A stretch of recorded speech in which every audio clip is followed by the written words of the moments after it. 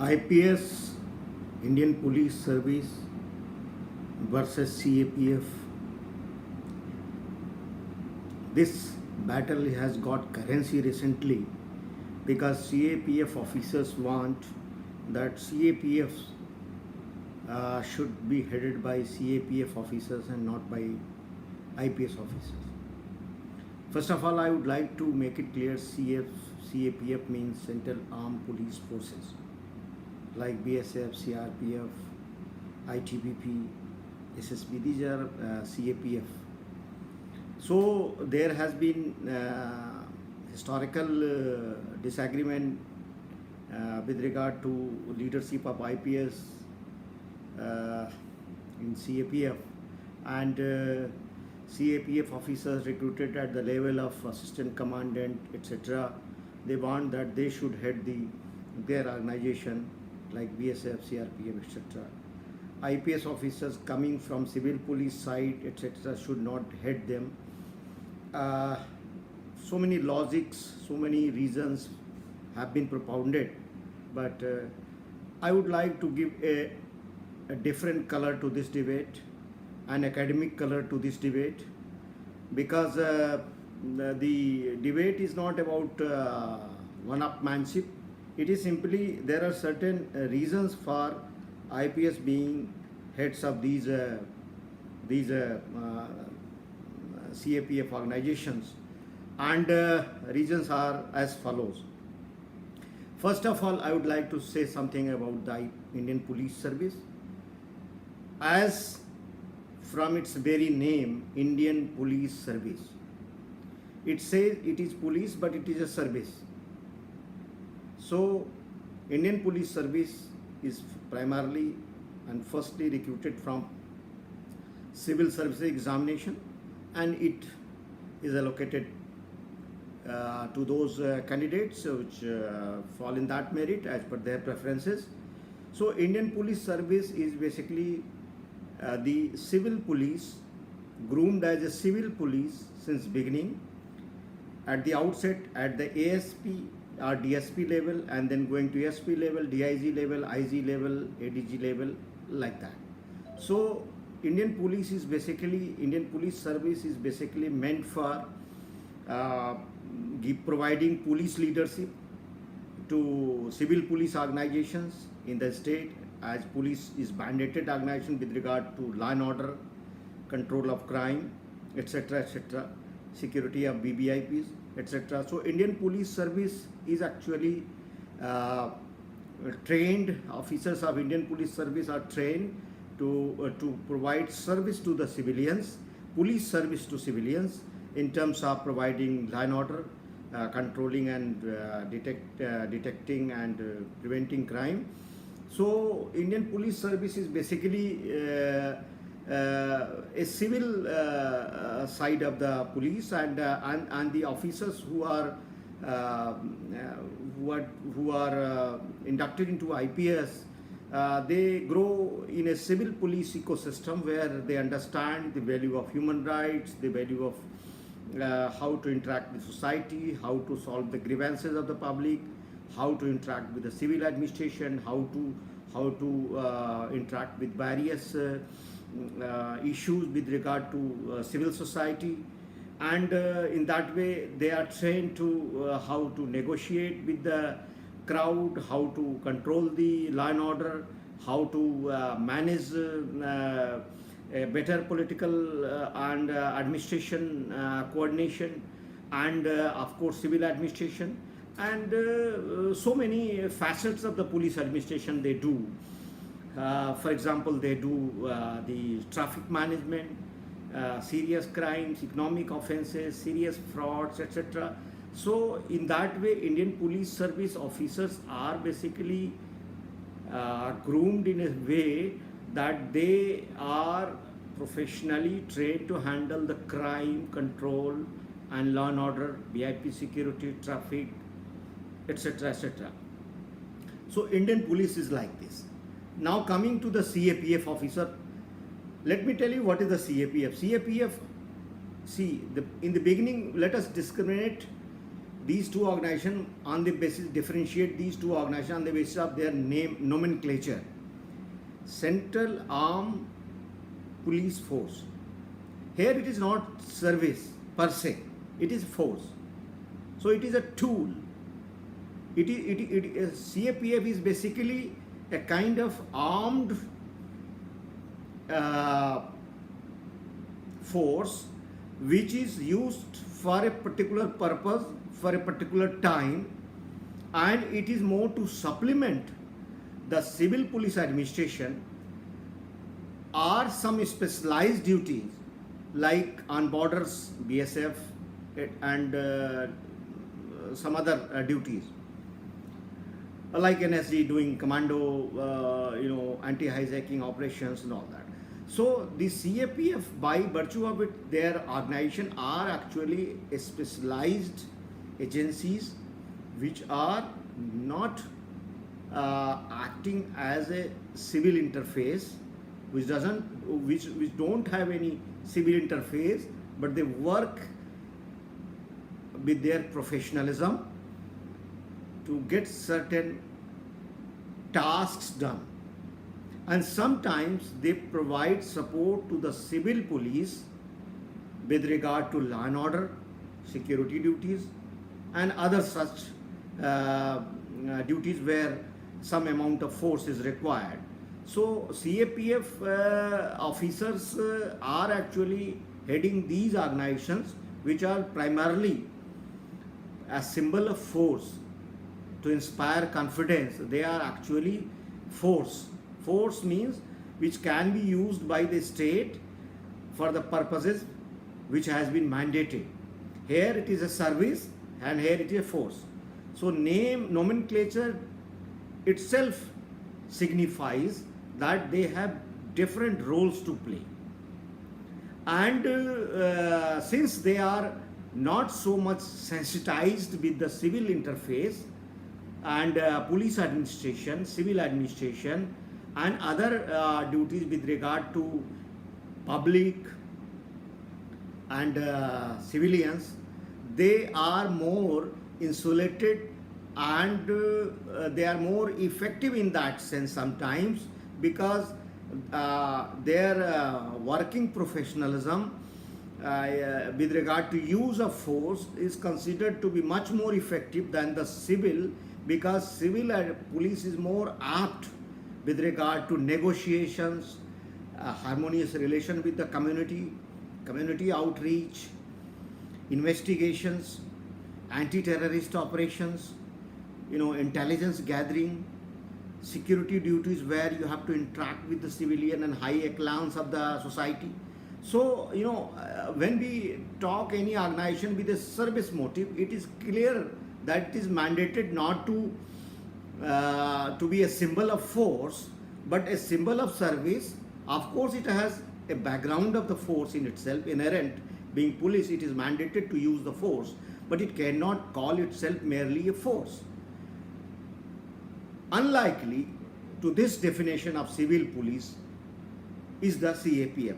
CAPF is actually, each and every CAPF has certain specified tasks for which it has been created. First thing, for example, border security force.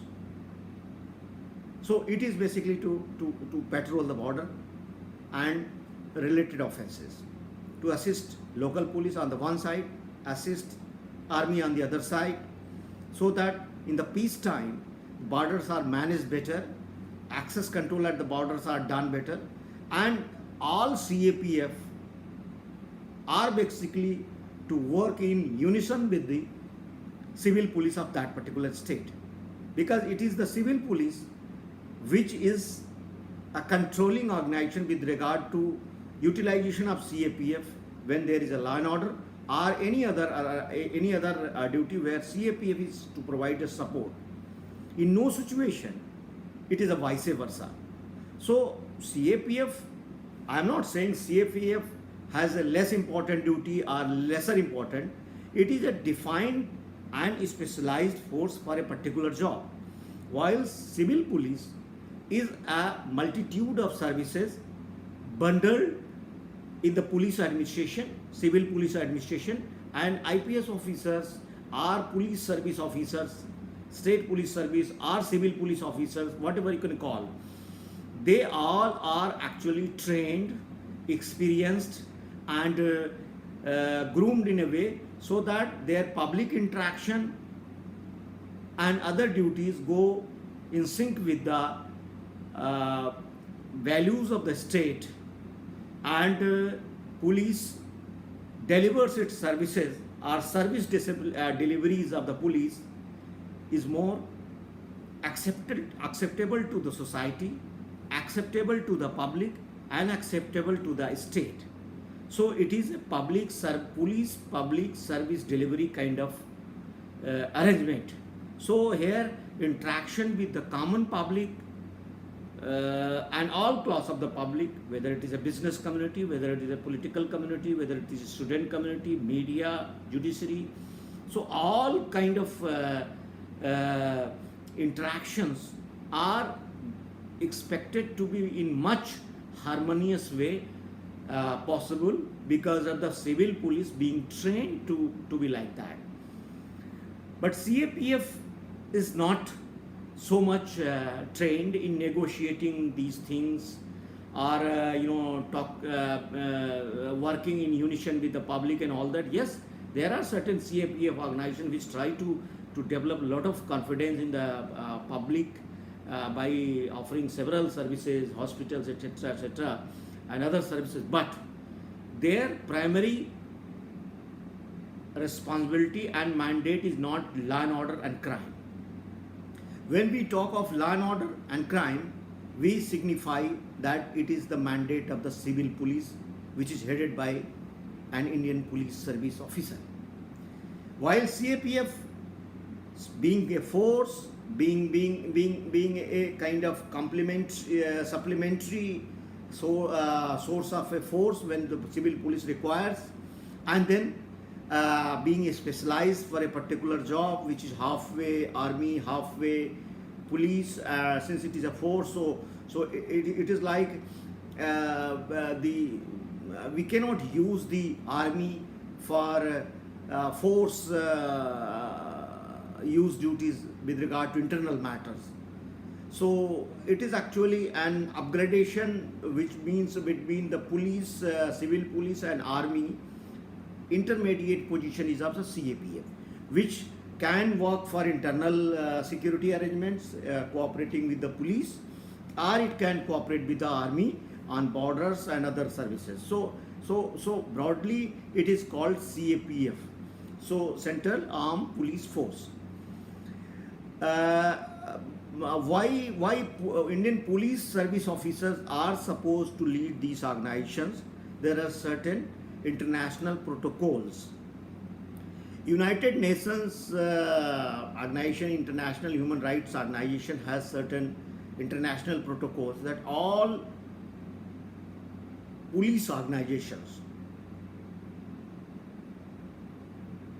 must be headed by civil police officers, because their sensitivity to human rights is much more exposed and harmonized with the civil society than CAPF or the force.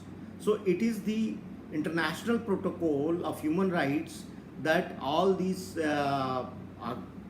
force organizations, paramilitary organizations, should be headed by civil police administration officers with a view to have a better sensitivity to human rights and other obligations which UN has mandated to all states, and India is a signatory to that.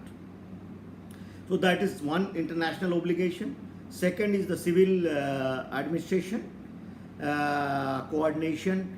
IPS officer is well-oiled, well-groomed, well-trained to have a coordination with the civil administration, coordination with the political administration, political executive. So CAPF officers may be specialized in their job and they may reach up to certain ranks. Here this is not the issue to provide them ranks. Let me make it clear. Rank provision is a different issue altogether. That can be a separate point of debate. How how much career progression should each and every service should get. That is a separate topic. Here I am not debating that. Here I am discussing only one issue: why a civil police officer, of course, higher service being Indian Police Service, are supposed to head the CAPF, because they are groomed, trained, experienced, trusted to have a proper civil interface in their life, in their careers, with the other civil administration activities, political executive, and of course with the CAPF also. Because once an officer is a superintendent of police, or he's head of the police as a DGP, so he has to interact. Sometimes a lot of CAPF are supposed to support local police with regard to law and order, etc., etc., and some other duties. These CAPFs are requisitioned by the state police when there are riots, when there are so many issues. So state police, which is civil police I am calling, civil police is actually headed by the Indian Police Service officers, is more appropriate and experienced to head any CAPF. Another thing is that police being state subject, law and order, civil administration, civil police administration. So the Indian Police Service officers are very well groomed to work as a balance between the state and center, in unison with the spirit of federalism, and the variety of opportunities these officers avail in their service tenure. Sometimes they go to ministries, sometimes they go to the intelligence organization. So their exposure to the police kind of duties is multifarious. That becomes an asset when they lead the CAPF organizations, because CAPF officers, if they head their organization, they may not be having that experience as working in districts or in field, or working in intelligence agencies, working for controlling or investigating crimes, working in VIP security, or coordinating with the civil administration. So all these issues, if we discuss, we finally arrive at one conclusion, that it is better that Indian Police Service officer heads a CAPF. Of course, I will not mind CAPF officers, or for that purpose all service officers should be given a reasonable career growth, reasonable opportunity to improve their careers. But heading an organization has a lot of other international, national obligations. To that extent, IPS is fully capable and justified to head these CAPFs. So this dispute of IPS versus CAPF should be seen in these contexts, and it should not be taken as if somebody is a superior, somebody is inferior. Each and every service has certain specializations, but the more we get exposure, the more we get experiential learnings, the more capable we become. To that extent, an IPS service officer in his whole career gets exposed to so many issues, so many organizations, so many bodies, that the overall experience he or she has is quite large than any CAPF cadre officer who has worked in his own organization with specialized jobs, etc. Thank you, and I have regards for all services, and I would expect that this lecture is taken in that spirit, and I have respect to CAPF. I am an IPS officer, yes, of course, but I have tried to discuss this issue with an academic and international perspective. Thank you. Jai Hind. Please take care. God bless us.